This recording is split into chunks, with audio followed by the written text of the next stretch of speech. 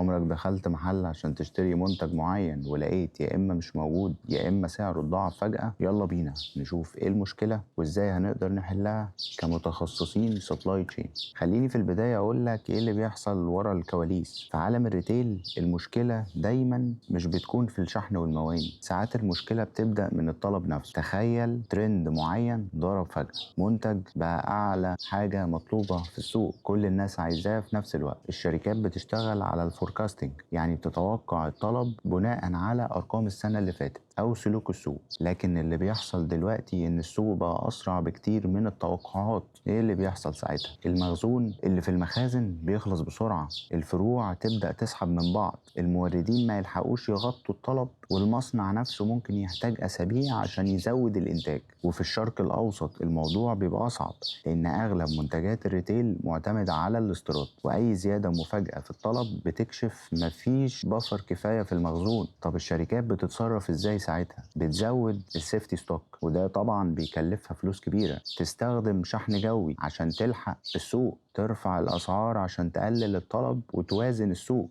لكن الحقيقة اللي الناس كتير مش شايفاها إن كل قرار من دول ليه تكلفة، وفي الآخر المستهلك هو اللي بيدفع الثمن. في اللوجستيات الأزمة مش دايما بتكون سفينة اتأخرت، ساعات الأزمة إن الطلب جري أسرع من أي خطة وأي فوركاستنج الشركات عملته.